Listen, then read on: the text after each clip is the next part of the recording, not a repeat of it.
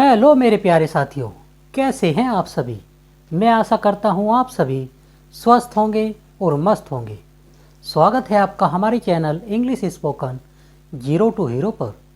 साथियों, यह सीरीज हमने डेली लाइफ इंग्लिश सेंटेंसेस की शुरू की हुई है और जिसमें आज की हमारी क्लास 3 है। तो आज फिर हम आपको दैनिक जीवन में बोलने वाली अंग्रेजी कैसे बोलते हैं यह आपको बताएंगे। तो साथियों, देर ना करते हुए चलते हैं अपनी फर्स्ट स्लाइड पर, जिस पर हमने अपना पहला सेंटेंस लिया है।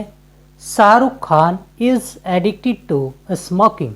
साथियों, एडिक्टेड टू का मतलब होता है किसी चीज़ का आदी होना या फिर लती होना।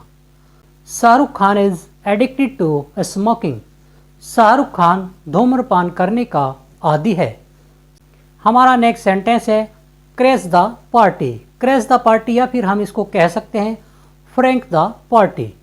इसका अर्थ होता है बिन बुलाए पार्टी में जाना। जैसे कहीं पर हमारा इनविटेशन नहीं आया है और वहाँ पर हम बिन बुलाए खाने के लिए पहुँच जाते हैं, तो जहाँ पर हम बिन बुलाए खाने के लिए चले जाते हैं उसे कहते हैं क्रैश द पार्टी या फिर फ्रैंक द पार्टी। तो इस पर आधारित हम एक सेंटेंस आपको बता देते हैं। जैसे मैं किसी से यह पूछूं कि क्या तुम बिन बुलाए पार्टी में जाते हो, तो क्या तुम बिन बुलाए पार्टी में जाते हो यदि मैं किसी से यह पूछता हूं तो इसे मैं अंग्रेजी में कहूँगा do you crash the party. Do you crash the party, क्या तुम बिन बुलाए पार्टी में जाते हो।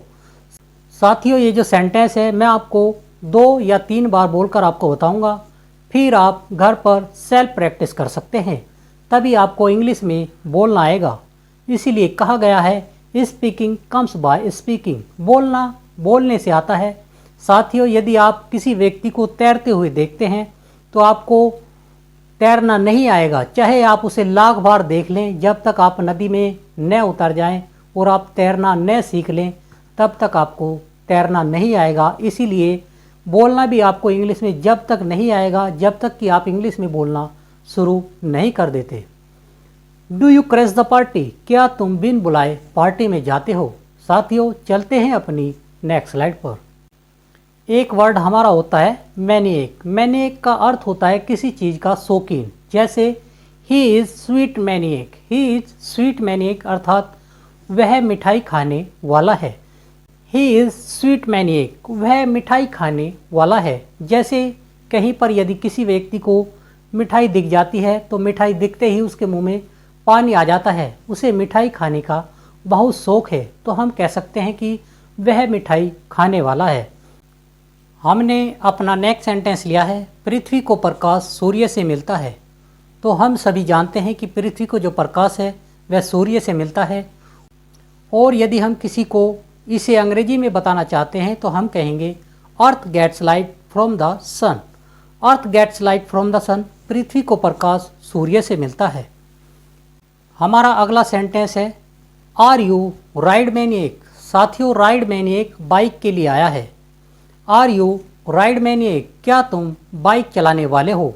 जैसे किसी को कहीं पर कोई बाइक दिखती है तो उसका बाइक चलाने का तुरंत मन करता है, अर्थात वह बाइक चलाने का बहुत शौकीन है। तो हम उसे अंग्रेजी में कहेंगे आर यू राइड मैनिएक, क्या तुम बाइक चलाने वाले हो। हमारा अगला सेंटेंस है उसे जान से मत मारो। तो हम इसे अंग्रेजी में कहेंगे don't lunch him. Don't lunch him, उसे जान से मत मारो। साथियों, लंच का अर्थ होता है जान से मारना। डोंट लंच हिम, उसे जान से मत मारो। चलते हैं अपनी नेक्स्ट स्लाइड पर। एक हमारा वर्ड होता है कंप्लेन। कंप्लेन का अर्थ होता है शिकायत करना। इसका हम यूज़ देख लेते हैं I will complain you. I will complain you, मैं तुम्हारी शिकायत कर दूंगा। साथियों, इंग्लिश स्पोकन में हम सब्जेक्ट आई और वी के साथ सेल नहीं लगाते। हम इंग्लिश स्पोकन में आई और वी के साथ विल का ही यूज़ करते हैं, क्योंकि SHALL और WILL दोनों में जो लास्ट के कॉन्सोनेंट हैं वे डबल एल हैं। इसलिए यदि हम इसे जल्दबाजी में बोलें तो हम कहेंगे I will complain you. I will complain you, मैं तुम्हारी शिकायत कर दूंगा। तो यहाँ तो इंग्लिश स्पोकन में हम हमेशा विल का ही यूज़ करते हैं। हमारा नेक्स्ट सेंटेंस है his both lungs got damage. His both lungs got damage, उसके दोनों गुर्दे खराब हो गए। हिज बोथ लंग्स गोट डैमेज, उसके दोनों गुर्दे खराब हो गए। डैमेज का अर्थ होता है नुकसान होना। जैसे आपने कहीं पर फिल्मों में देखा होगा कि वहाँ पर तोड़ फोड़ होती है और जब हीरो जो है गुंडों को पीट देता है और वह कहता है कि जो दुकानदार का डैमेज है अर्थात नुकसान है उसकी भरपाई कर देना। एक सेंटेंस है, you should keep an I on him. You should keep an I on him, आपको उन पर नज़र रखनी चाहिए। कीप एन आई का अर्थ होता है नज़र रखना। You should keep an I on him, आपको उन पर नज़र रखनी चाहिए। हमारा नेक्स्ट सेंटेंस है, he gave up to peep into. He gave up to peep into, उसने ताका झांकी करना छोड़ दिया है। पीप इनटू का अर्थ होता है ताका झांकी करना और गेव अप का अर्थ होता है छोड़ देना। He gave up to peep into, उसने ताका झांकी करना छोड़ दिया है। फ्रेंड्स, यदि आपको हमारी आज की क्लास अच्छी लग रही हो तो आप हमें लाइक, शेयर और कमेंट करना न भूलें।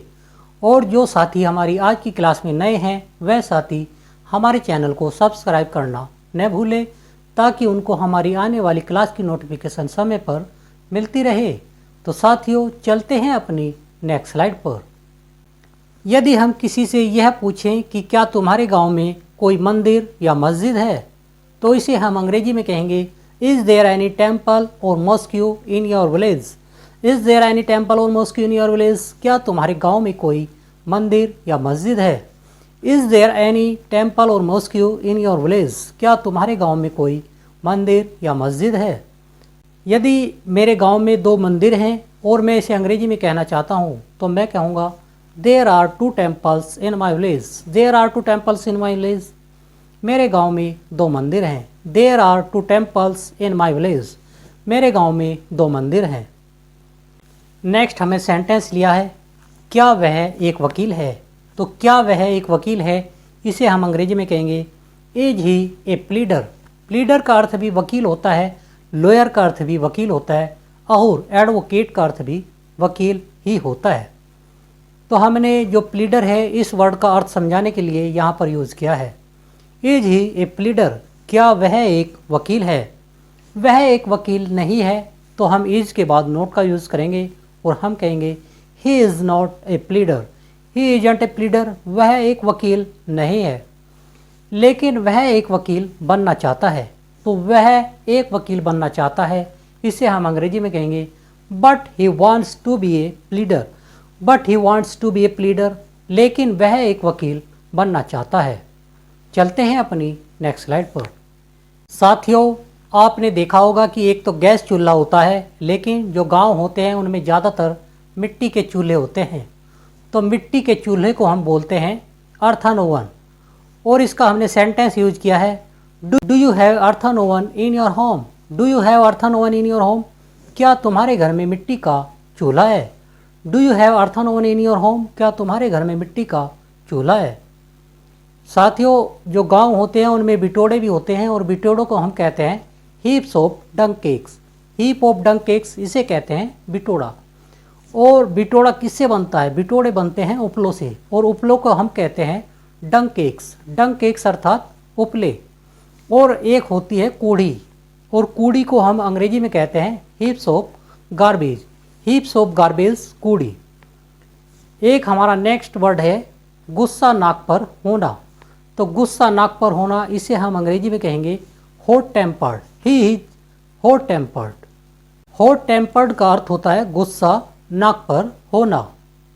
तो साथियों, मैं आशा करता हूँ हमारे द्वारा बताया गया आज का topic daily life English sentences आपको अच्छा लगा होगा। और यदि आपको अच्छा लगा हो तो आप हमें लाइक, शेयर और कमेंट करना न भूलें।